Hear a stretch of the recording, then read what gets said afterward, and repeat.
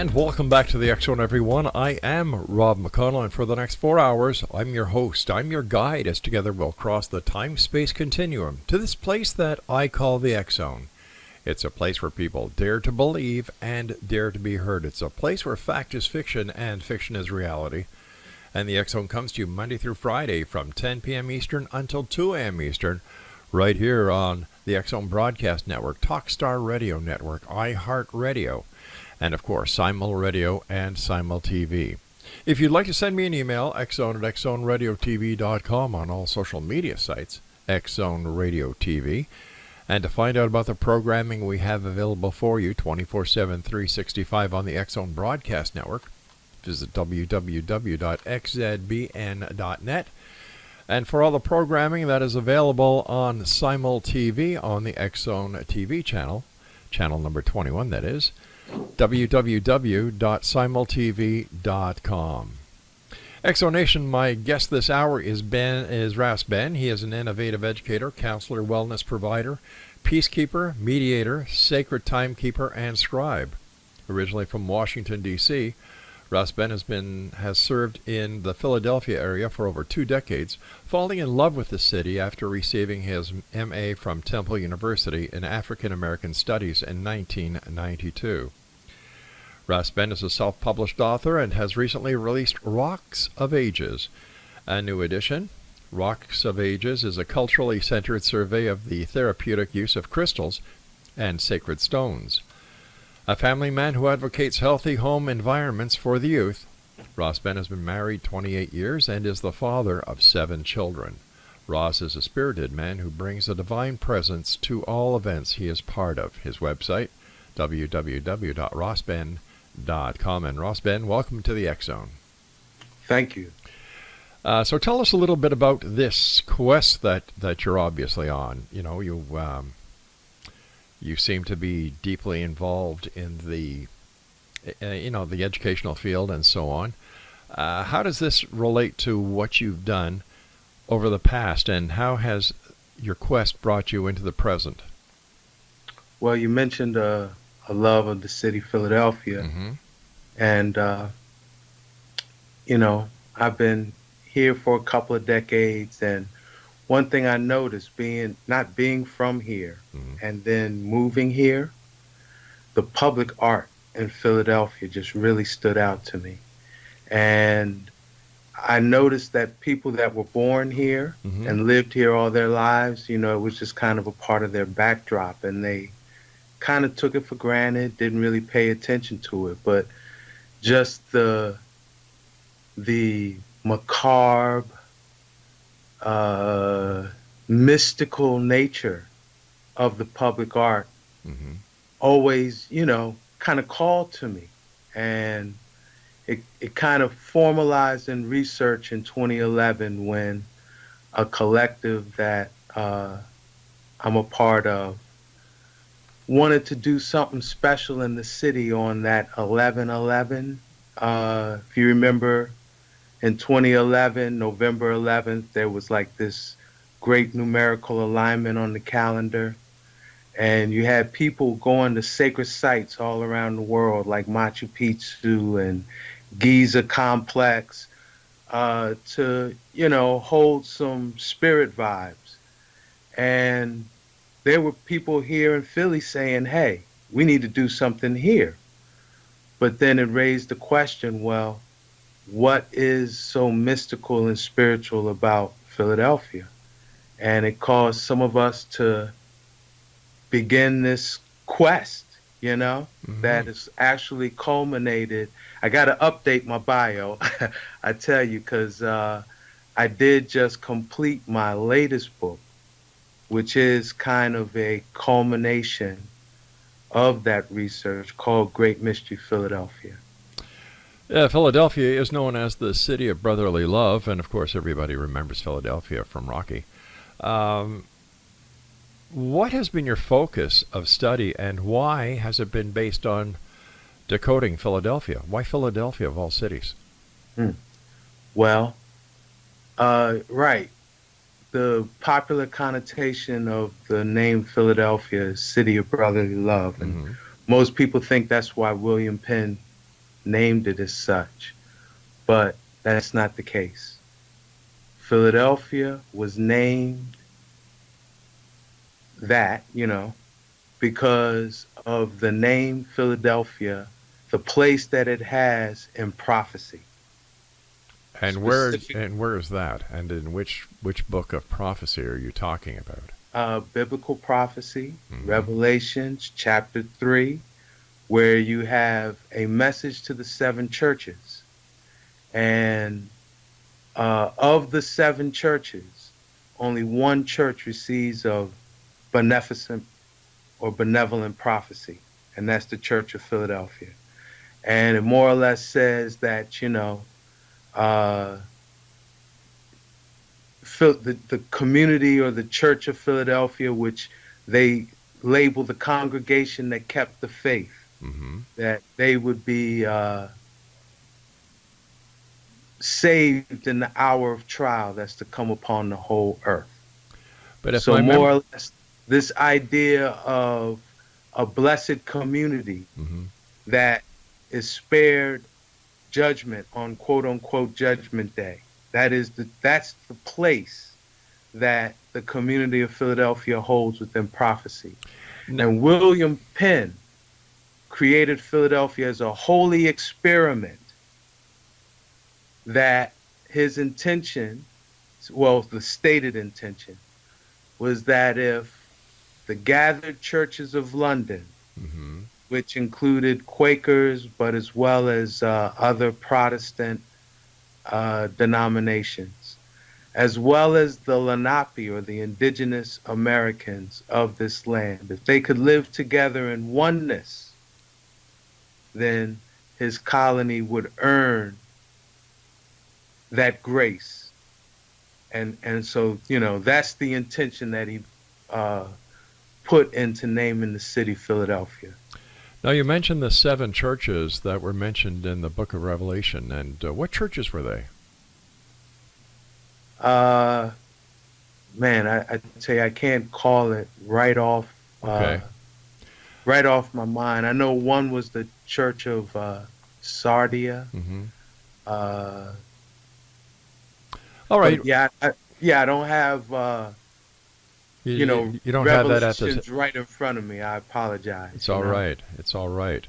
How do we know for a fact that it is the church in Philadelphia that is explicitly talked about in the book of Revelation, since the book of Revelation was written so many years ago, and since those 7 churches that are talked about in the book of Revelation, there have been considerably more added to the list? Right. Well, I think, on one level, it's allegorical. All right. Explain how you came to that conclusion. The fact that it's 7 churches, and 7 is kind of a mystical number within prophecy. And of course, there's a multitude of communities on planet Earth. Of course. Yeah. And the 7 churches kind of just represent the collective of humanity, And I'm not saying that this city, Philadelphia, is exactly what is referenced in Revelation. As a matter of fact, one of the things that I actually argue is that birthing this city, Philadelphia, was an attempt to manipulate the prophetic timeline of, related to the Church of Philadelphia, to enact a historical event that mimicked the fulfillment of that prophecy, but yet had a nefarious intention embedded in it. And that nefarious intention being the resurrection of Rome in the Western Hemisphere and the subjugation of the indigenous people over here. All right, stand by. We've got to take our break. Exonation, our guest this hour is Ras Ben. His website is www.rasben.com. Listen, the X Chronicles newspaper for late January 2019 is now available online at www.xchroniclesnewspaper.com. It's there with our compliments. And our lead story this month's edition, the late edition, is the Project Blue Book TV show. And we have a review by Colonel Kevin Randall on page number 32. It's free. Go to www.xchroniclesnewspaper.com. I'm Rob McConnell. This is the X Zone. We'll be back after this break. Don't go away.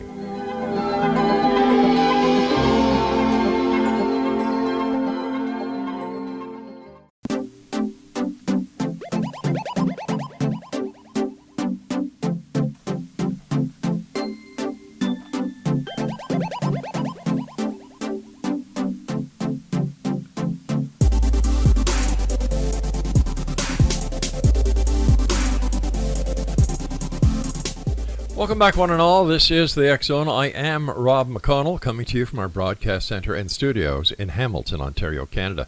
Just a reminder that starting mid-February, we don't have an exact date yet. Here in Hamilton on Channel 14, they are going to be playing the X Zone TV show. So as soon as we get the exact starting date and times, we will pass it on to each and every one of you. Plus, starting February the 1st, we are going to be on iLaunch TV in 50 states and in 50 countries. And later on in the month of February, we're going to be on Comcast. So the X Zone Nation is growing. And my God, this was a miracle that happened overnight, taking 30 years to do, but we did it, X Zone Nation, thanks to you and our worldwide audience. Our guest this hour is Ras Ben, and his website is rasben.com. I have to ask you, Ras Ben, it's a very interesting name. What is the origin of Ras Ben? Well, Ras is a surname or a title within the Ethiopian tradition, the Amhara religion. It means one who is rising, or like a noble servant. So, that's like a title, Ras, and then I'm just Ras Ben, Okay, so who bestowed this title on you? Well, it's a title that resonates with my spirit. I am of the Rastafari tradition. I don't know if you're familiar. Yeah. Okay. So, that's my name. All right, you recently published a book entitled Great Mystery Philadelphia, An Urban Act of Magic. Can you tell us about that book and why you wrote it? Yeah, well, I mentioned some of it in talking about how Philadelphia got its name. And really that I kind of stated it, that, Philadelphia is an attempt to manipulate a prophetic timeline. Right, and as you were saying before we went to the commercial break, the rebuilding of Rome was part of that originally. But tell me, how does your degree in African American Studies figure into your book, Great Mystery Philadelphia? Well, it did help set a perspective that is non-traditional, but yet scholarly. And I think that that's a way you could characterize my research. And that's how I would address that. Right. Now, has your research been peer reviewed? Well, my first work, Rocks of Ages, it's actually going on. The first edition came out in 2000. Right. Reprint came out in 2008. So, but to be honest, I'm not confined to the ebony or ivory towers, and I don't write for academia. I write for the folk that I serve, which is uh, the community of humanity, you know? So, and I also realized that a lot of the paradigms and frameworks that you find in Hmm. academia are are really designed to limit broader thought and things that might, like, for example, ideas that might go beyond the realm of evolution, or Can you uh, give us an example of what you mean about going beyond the constraint, I would imagine, of evolution, or how evolution is supposed to take place based on the anthropological as well as scientific models? well, there was a Canadian uh, scholar by the name of Agassiz who had some pretty powerful work Hmm. looking at the geology, uh, botany, uh, it's just a full multidisciplinary approach attempting to paint a picture of natural history. And what he came up kind of, raised doubts about a lot of Darwinian evolutionary uh, concepts, particularly the out of Africa evolution paradigm. Right. So everyone knows about Darwin. Hmm. Not too many know about Agassiz. And so that's just, one example. I mean, you know, to me, there's many that, you could look at the life of Tesla and how, uh, the scientific community of his time felt threatened by a lot of his uh, different approaches I see. to the production and conduction of power. And it took a while for the, scientific community to accept it. So that's not a uncommon pattern. And what I found is that my purpose, it extends beyond academia. It extends beyond the, ebony and ivory towers. Now So I you mentioned this is the second time you mentioned ebony and ivory towers. How would you describe because them? because the colleges are usually associated as the ivory tower, The but Ivory as League, right? but but right, but I studied African American studies. Hmm. So most of my professors, most of what I studied was black. So was, Okay. dealing with uh Your culture. it, exactly. So I just say Ebony Tower, Okay. yes. Tell me about the Order of Rosy Cross. And the Rosicrucians, No, Order of the Rosy Cross. yeah. I would say they're the ones that are uh facilitating this urban act of magic we know of as Philadelphia. And it is historical fact, and I see you one that likes facts. It is historic fact that the very first Rosicrucian order to establish itself in the Americas did so right here in Philadelphia on the 40th parallel, about Hmm. 5 blocks from where I live. Uh, Historically, they're known as the Hermits of the Ridge. The head of it was a man named Johann Kelp, also known Latinized name as Johannius Kelpius. He came over in the late 1690s. They lived in caves in the Wissahickon Valley and were a mystical order inspired by Jacob Boehme, uh, aligned with Francis Bacon's colonization scheme. And their order did not survive because various factors. They were a celibate order. As I mentioned, they lived in the wilderness. They lived in caves. Now, the fact that they lived in caves, was this something that they wanted to do, or were they forced to live in caves because of sociological indifferences at that time? That's a very good question. It was really a response to you can look at it as on a refinement Mm-hmm. to Francis Bacon's colonization scheme. Right.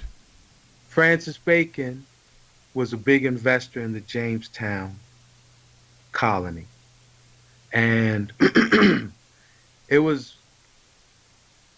considered a failure, that culminated in the Jamestown massacre. And when they studied why it failed, there was a couple of factors. One, the colonists were drawn from the king's court. So you had courtiers and tailors and jewelers and, Mm-hmm. people that weren't, built for creating their own food, clothing, and shelter from the land. They also did not have the capacity to relate well with the indigenous or the Native Americans. So Francis Bacon, who was a member of the Rosy Cross, hooked up with Jacob Boehme, who was another member of the Rosy Cross.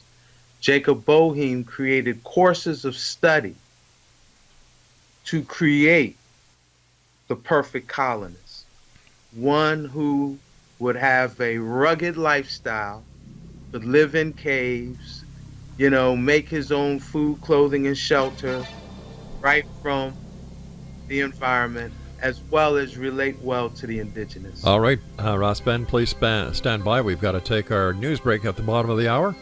XO Nation, our guest this hour is Ras Ben, and he is the author of Great Mystery Philadelphia, an urban act of magic, and his website is rasben.com. I'm Rob McConnell. This is the X Zone, and I'll be back on the other side of the news. Don't go away.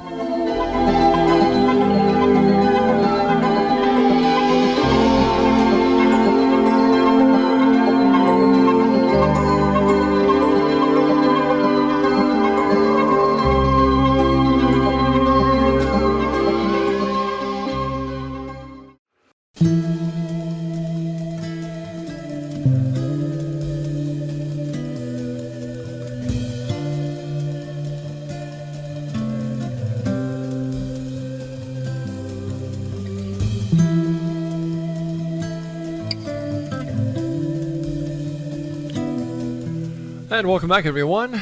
Ras Ben is our special guest, and his website is rasben.com. That's RASBEN.com. And he is the author of a recently published book entitled Great Mystery Philadelphia, an urban act of magic. Once again, his website is RASBEN.com.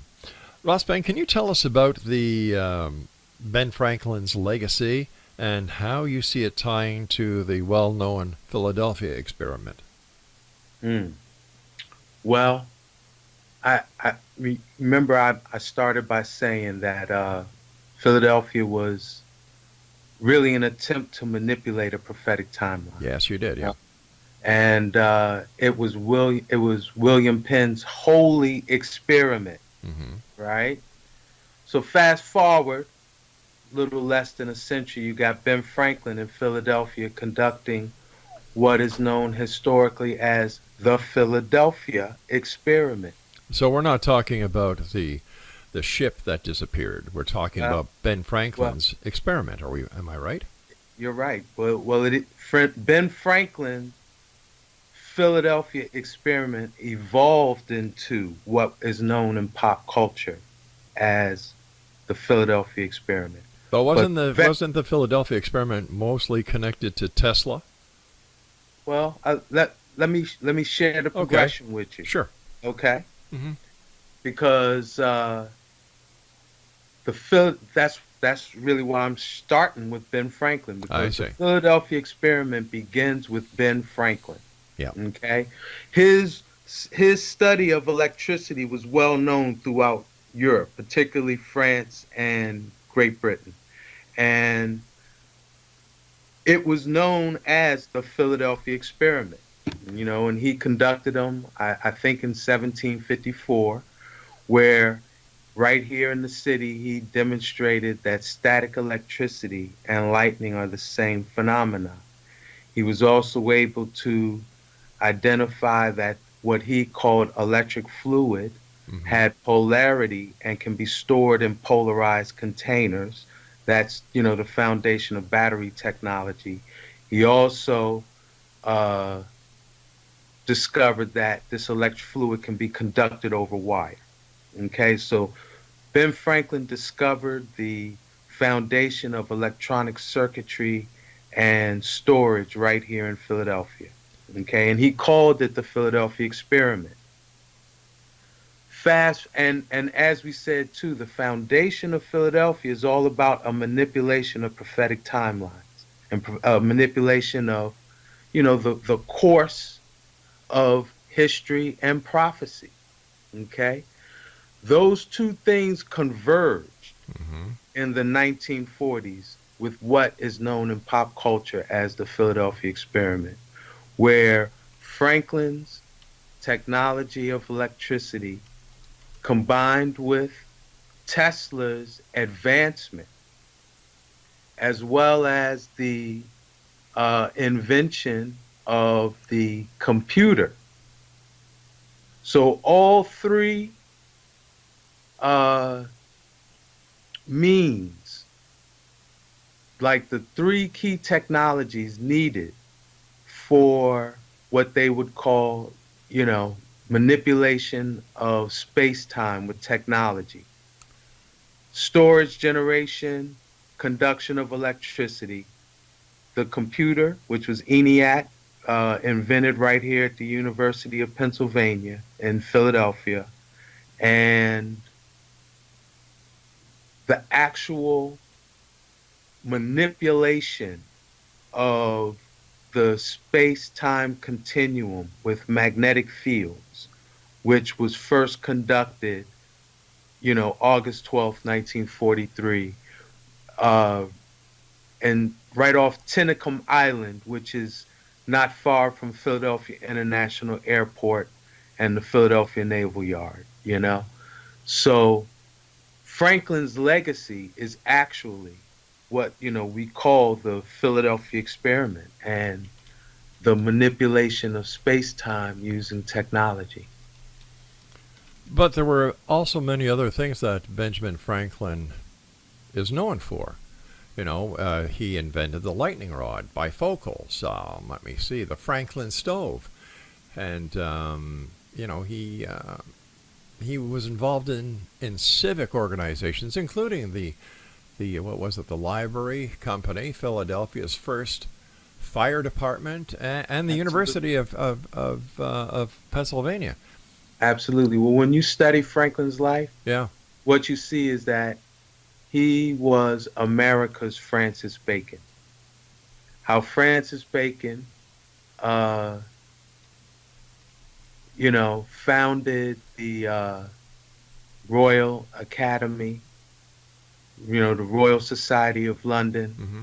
which was the scientific think tank, as well as just advanced a lot of literary and a whole lot of social transformative things within London. Hmm. Ben Franklin did the same thing in the Americas. And yeah, he has a very profound Yeah. legacy. But how come? How come The there's? one I was just going to say, the one that I focus on, because I am dealing with Philadelphia as a manipulation of prophecy and space time. That's why I focus on that aspect of his legacy. Then why is it most people know him for everything but what you're talking about? Well, that comes to really paying attention to the public art in Philadelphia.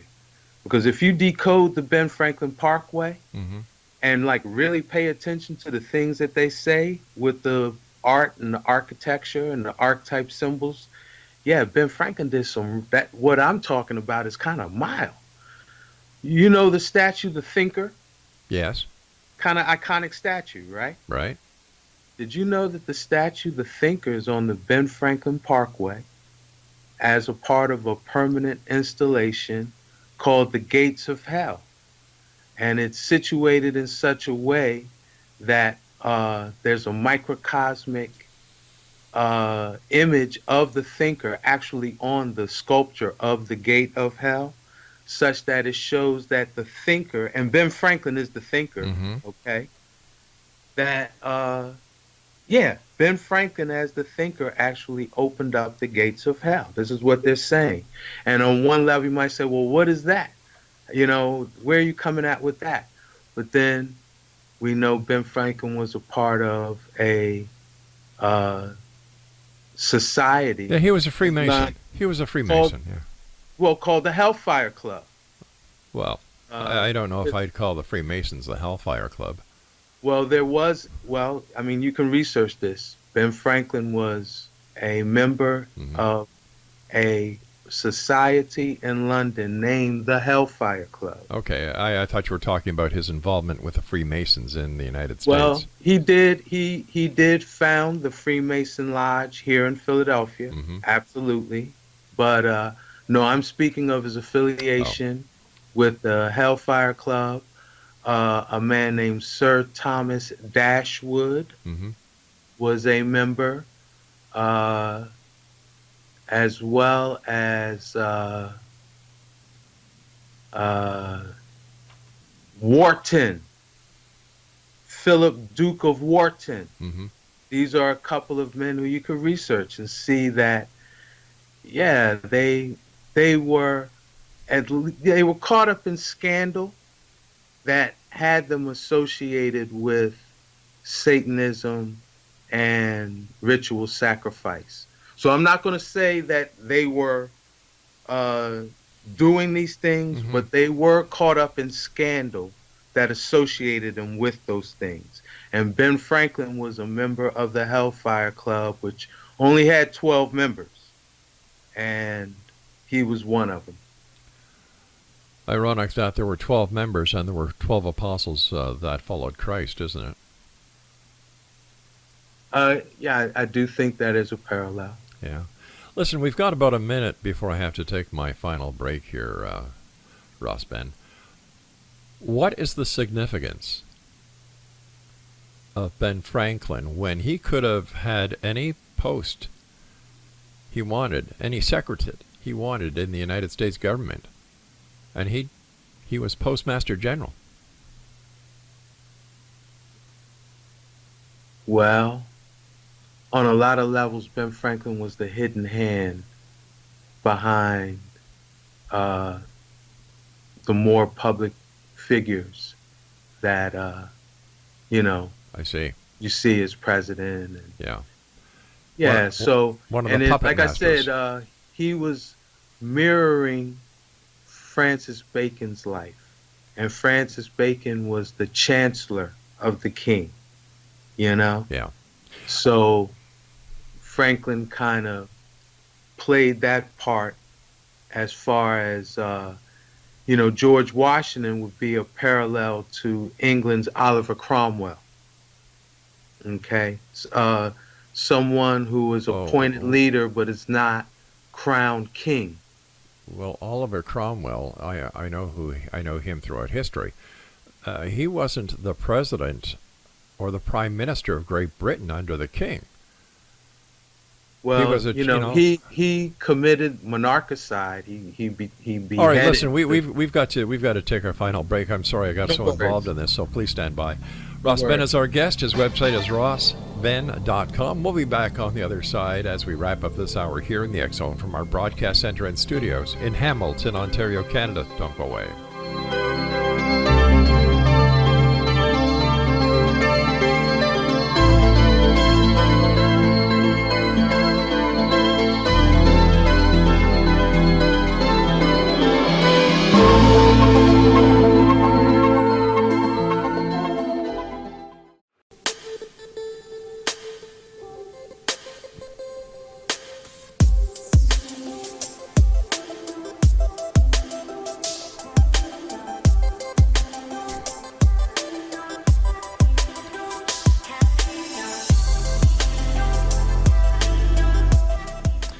Welcome back, everyone. This is our final segment with our very special guest this hour, Ras Ben. He is an innovative educator, counselor, wellness provider, peacekeeper, mediator, sacred timekeeper, and scribe. His website, www.rasben.com. First of all, Ras Ben, I want to thank you so much for joining us. It's been a great pleasure having you on the show. And I must tell you, in my opinion, Benjamin Franklin is one of the unsung heroes of the Americas. And okay, I mean, I can honor that, you know. Mm-hmm. But from an indigenous perspective, some might be challenged with some of Franklin's legacy. Such as? Well, he is responsible for the diplomatic collapse of the Lenape as a people, you know, as a sovereign state that lived in this territory called Pennsylvania, Mm-hmm. as well as the people of the Longhouse, or the Haudenosaunee, the Iroquois Confederation of Canada. Mm-hmm. Because it was through the manipulation of a couple of treaties, the Treaty of Albany at the Albany Congress, where he asked the Iroquois not to align with the Lenape against the British, and pledged support against their efforts against the French, because the Iroquois were fighting the French up in Canada. The Lenape were fighting the British in Pennsylvania. Mm-hmm. Ben Franklin was an ambassador for both France and England and the colonies, and really, you know, he manipulated it such that at the end, both the Iroquois and the Lenape ended up without their land, because he betrayed that the Iroquois didn't align with the Lenape. The Lenape were defeated and dispelled at the conclusion of the 7-Year War, the French and Indian War. Mm-hmm. And the Treaty of Paris, which again was signed by Franklin, gave all Iroquois land to the British. So he betrayed the Iroquois after he convinced them not to align with the Lenape. So, you know, history has many sides, many facets, and give thanks we have a forum where we can, you know, see those different sides, you know? But if we look throughout history, this is exactly what happens when one force conquers and another one loses. This is how history has been throughout, since the beginning of time. Like, we're not looking at anything unique here that Franklin did on the larger scale. There were other people in the United States as well as Canada who did the same thing to many of the indigenous people. I agree. But you posed the question by saying you thought he was an unsung hero. Well, I honored that, yeah. But I also said that, there are other angles and perspectives on his life, and the impact that it's had, But, doesn't the need of the many outweigh the need of the few? Well, there were many Lenape and many Algonquin, mm-hmm. many Iroquois. Yeah, we can say the same thing about the Chippewa. We can say the same thing, exactly, about the Ojibwe, the entire thing. I'm not saying that it was the way that it ended up as right. All I'm saying is that when you're trying to grow a nation, get an idea, a concept, a philosophy, and you see what needs to be done, it's a give and take. Like I wasn't there. I don't know the inners of the entire story, but it kind of echoes the War of 1812 as well. It was a very hard time in both the history of the United States and Canada. And if we look at other countries around the world where changes were done, there have always been those who have lost, those who have won. I'm not saying that all the time it works to everybody's advantage. It doesn't. But in the majority of cases, it does. Listen, I have to ask you at this point, tell me about your concept of the Mandela effect. Well, I mean, I know many people are focused on that phenomenon. Mm-hmm. And what I want to add to that discussion is that misnomers create confusion. And to name it the Mandela effect, that's a misnomer, because Nelson didn't do it. The manipulation of the space-time continuum that we see in the effects of the so-called Mandela effect. If you want to name it what it really is, it's the Philadelphia experiment effect. It is the effects of the manipulation of the space-time continuum. By who?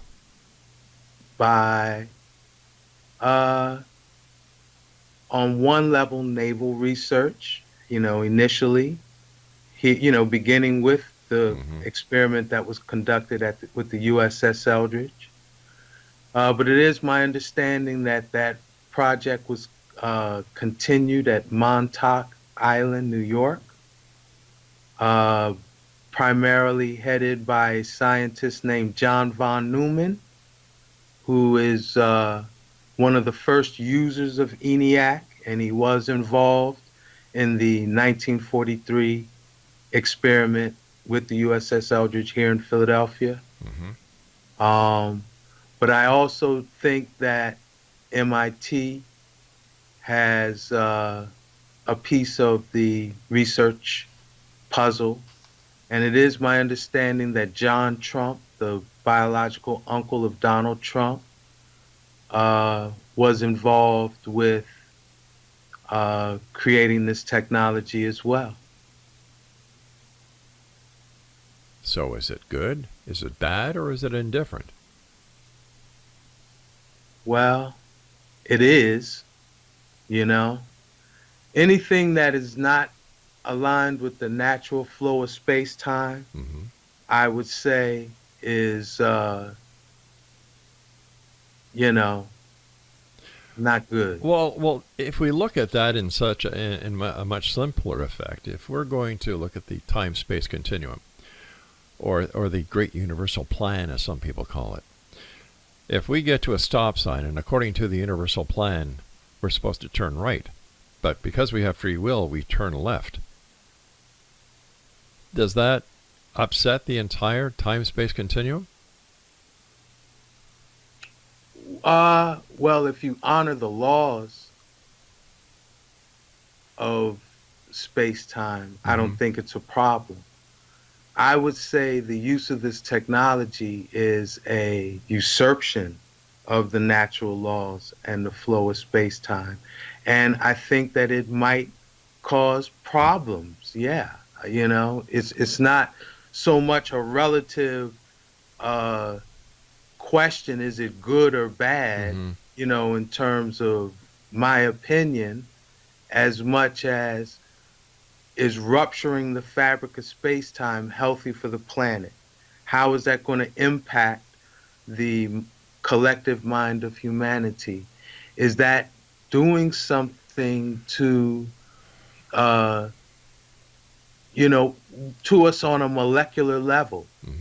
There's a lot of questions that. Well, we can say the same thing about Wi-Fi. We can say the same thing about microwaves. We can say the same thing about cell phones. So where do you stop? I definitely say the same thing of those things, and that is a technology that we definitely should shield ourselves from as much as possible. Because they are unnatural radiations that jam up our natural frequencies. So I definitely, you're right. Listen, Ras Ben, I want to thank you so much for joining us tonight. It's been a great pleasure. I wish you continued success, and I look forward to the next time you join us here in the X Zone. But once again, let our listeners know how they can find out more about you and where they can get your books. RasBen.com, RASBEN.com. I do have a YouTube channel, non-monetized, Ras Ben 188, where you can see, some of my presentations, and Great Mystery Philadelphia, as well as my first book, Rocks of Ages. They're both available at my website, RasBen.com. Ras Ben, take care of yourself, good sir, and like I said, look forward to the next time you join us back here in the X Zone. All right, I'll be back on the other side of this commercial break with the news as we continue talking about things within the world of the paranormal and the science of parapsychology, and hopefully, we won't put a tear in the time-space continuum. Yeah, I'll be back on the other side of this break. I'm Rob McConnell. Don't go away.